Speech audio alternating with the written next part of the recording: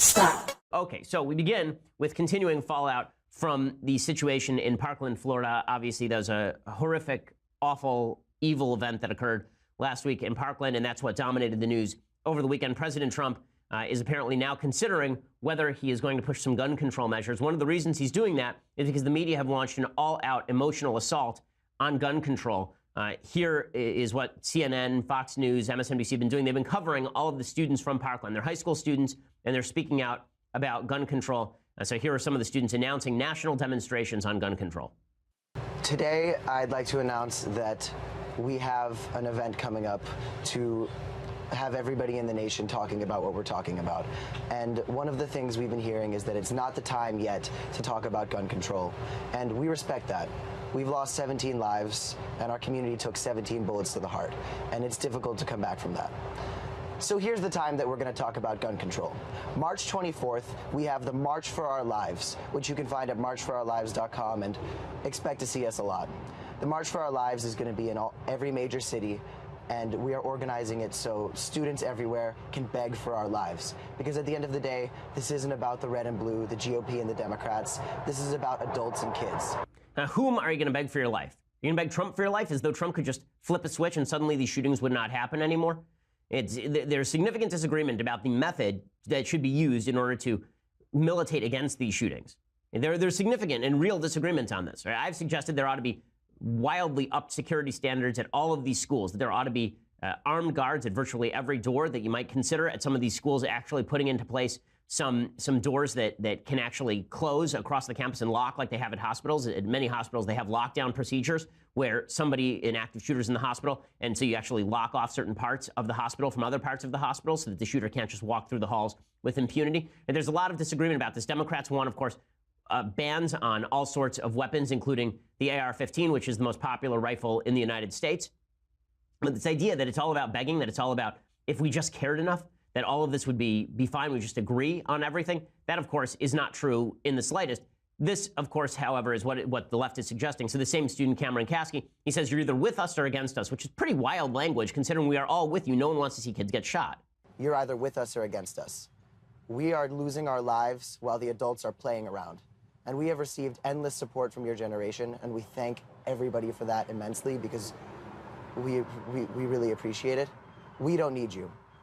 On March 24th, you are going to be seeing students in every single major city marching, and we have our lives on the line here. And at the end of the day, that is going to be what's bringing us to victory and to making some sort of right out of this tragedy. I mean, what does victory look like? What does victory look like? That's the real big question. Okay, if victory is no more shootings, then we all agree on the definition of victory. If victory is a piece of gun control legislation that may or may not actually help, then we don't agree on what victory for the country looks like. And you can see that some of these students, obviously, they're very politically motivated. That's okay. I mean, they're allowed to have their political motivations. My problem here is the same problem that I have with the country as a whole. The country as a whole takes being on camera as some sort of imprimatur of knowledge, some sort of imprimatur of expertise, and that's really silly. So LeBron James speaks about politics. That's his right. He's allowed to do it. Some of the stuff he says, I think, is not completely wrong. But why would we treat, as a country, his version of politics with more credibility than people who have studied the issues and studied the personalities for a long time? I don't, and I don't think other people should. Why would we take a bunch of high school juniors and say that these are experts on gun policy now? They're not experts on gun policy simply because their school was targeted. These are people who have experienced significant pain, and obviously we all stand with them and mourn with them in that pain. They have it to a far greater degree, I'm sure, than anybody who's far away. But that does not mean that what they are saying on politics has any more legitimacy or that it has any more expertise to back it. And yet, there's a reason the media does this, right? After the Boston Marathon attacks, did you see victims of the Boston Marathon attacks on TV every day stumping for a travel ban on Muslims?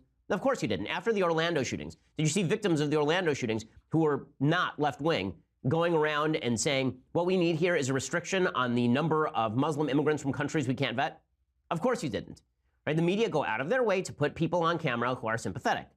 This goes all the way back to the Sandy Hook shooting when Piers Morgan was attempting to do this routine, and I called him on it on air. It's highly irritating to me, and it's intellectually dishonest. But there's a reason that all these kids are being put on TV, and to put pressure to... The idea, by the way, that a child shall lead them when it comes to politics is silly. The idea that children are experts on policy because they have greater innocence, no, that means that they don't know enough. There's a reason that you don't let 17-year-olds define tax policy, and you shouldn't let 17-year-olds define gun policy either, depending on whether they've actually studied the issue in any significant way. But again, the media have a real interest in trotting out these kids. Here's another student talking about how Trump sickens the student. President Trump, you control the House of Representatives, you control the Senate, and you control the executive. No, he doesn't. You haven't taken a single bill for mental health care or gun control and passed it. And that's pathetic. We've seen a government shutdown. We've seen tax reform, but nothing to save our children's lives. Are you kidding me? You think now is the time to focus on the past and not the future to prevent the death of thousands of other children? You sicken me. Trump sickens him. Okay, well, again, Trump does not control the House. He does not control the Senate. I mean, basic civics education would be useful here. These are independent branches of government, and they have to propose and pass legislation. Democrats would filibuster, presumably, a lot of the legislation Republicans would propose. And Republicans are not going to propose legislation that their base doesn't want and that their voters don't want. This is how a republic works. Again, the reason the media are going back to the well here is because they're attempting to create an impetus for action that there is no political impetus for right now. This is aimed at the public. It's not really aimed at Trump or even the legislators. It's aimed at the general public. The suggestion being that if you disagree with these students and if you don't feel their pain in the same way that they do, and by feel their pain we mean agree with them, then that means that you are obviously an uncaring individual. There's another student doing this routine yesterday. We are going to be the kids that you read about in textbooks, not because we are going to be another statistic about mass shootings in America, but because, it's just as David said, we are going to be the last mass shooting. Okay, but here's the reality. That's probably not true. And none of the gun control, I mean, it's an unfortunate reality. But none of the gun control measures that are currently being proposed by the Democrats would have stopped what happened in Parkland. I've yet to hear a concrete proposal. Have you heard one? I haven't heard any concrete proposal. None. Right? This piece of crap who shot up the school had smoke grenades on him. We still don't know how he got the smoke grenades. Do you think it would have been impossible for him to go through and shoot all these students with a handgun? That's what the student at Virginia Tech used a handgun in that shooting. So blaming the AR-15 is not going to stop these mass shootings. Again, all of this is about generating emotional appeal, not about making a logical appeal. But the real goal here is to get politicians in front of these kids so these people can berate the politicians. So Marco Rubio is falling for this. He's going to go talk to the victims on camera in front of CNN. It's not our job to tell you, Senator Rubio, how to protect us. The fact that we even have to do this is appalling. Our job is to go to school, learn, and not take a bullet. You need to figure this out. That's why you were unfortunately elected. Your job is to protect us, and our blood is on your hands. Okay, our blood is on your hands. I mean, only if you think that the government is God and can prevent every single thing, or unless you have a piece of legislation that is backed by evidence and can suggest that there will be no more mass shootings if you pass this piece of legislation. And then we can actually have a conversation. But here's the truth. We know why this shooting took place. We know what failed here. We know what went wrong here. Okay, so what exactly went wrong in Parkland? We know what went wrong at Parkland. Okay, the left insists that the government must have total control over guns in order to stop mass shootings like what happened at Parkland. But we found out that the government won't do that. Okay, we found out the FBI knew full well about the shooter in the Parkland, Florida school massacre and did nothing 2 times. 2. First, they were informed in September that a YouTube user with the shooter's real name said, quote, "I'm going to be a professional school shooter." I'm not sure what you need more than that to go and check it out. The FBI didn't even forward it to the field office. They didn't bother to share the information with local authorities. Now the Wall Street Journal reports that in January, a caller told the FBI specifically about the shooter's, quote, gun ownership, desire to kill people, erratic behavior, and disturbing social media posts, as well as the potential of him conducting a school shooting. What happened? Nothing. It was ignored. It was not even forwarded to the field office. So when we talk about the government is big enough to save us, the government's big enough to protect us, there are thousands and thousands of people in this country right now who are felons, who have guns, and the government knows about them and is doing nothing. There are thousands of people who are on the mental health rolls, and they have guns, and the government is doing nothing about them. And you're telling me that a mass gun confiscation is the way that you're going to take care of this? Or that if we have a march in the streets, that somehow this is going to accomplish the end of this? One of the ways that we could actually militate against this, there are 2 ways that I would propose, maybe 3, that would actually, I can actually name, I think, maybe 4 things that we could do that would militate against all of this. So first thing that we could do is the media should stop naming shooters and providing glory to the shooters. When we do this stuff, all we end up doing is promoting this. These are copycat crimes. A huge number of the school shooters are fans of Columbine, have downloaded information about Columbine, become obsessed with school shootings, and want to imitate it so they can get their name in the papers.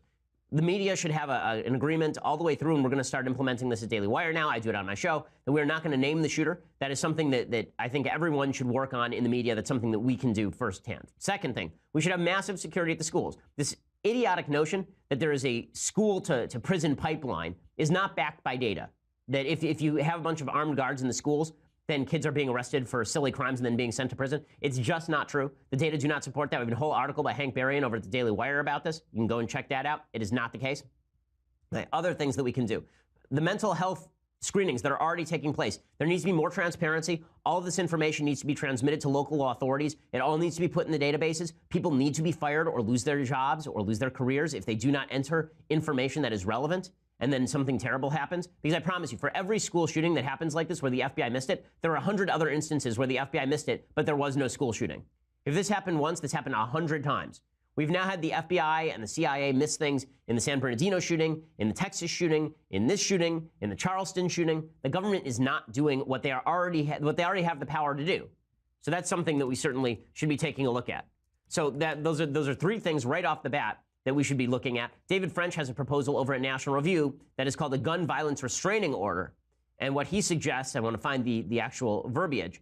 So he says that what we should do here is we should have GRVOs. He says there are various versions of these laws working their way through the states. California passed a GRVO statute in 2014, and it went into effect in 2016. Broadly speaking, they permit a spouse, parent, sibling, or person living with a troubled individual to petition a court for an order enabling law enforcement to temporarily take an individual's gun rights away. A well-crafted GVRO should contain the following elements. Quote, it should limit those who have standing to seek the order to a narrowly defined class of people, like close relatives, people living with the respondent, and should require petitioners to come forward with clear, convincing, admissible evidence the respondent is a significant danger to himself or others. It should grant the respondent an opportunity to contest the claims against him. In the event of an emergency, an ex parte order, an order granted before a respondent can contest, should be scheduled a full hearing should be scheduled quickly if there's an ex parte order. And the order should lapse after a defined period of time unless petitioners can come forward with clear and convincing evidence that it should remain in place. So this would be something that we could all agree on across the board. These seem like reasonable gun control measures to me. And they're not just gun control measures, they're societal control measures in the sense that they are restrictions we place on ourselves in order to try and tamp down the possibility of violence here. Unfortunately, we're not going to have real conversations about all of this. We're just going to shout at each other about how we don't care enough.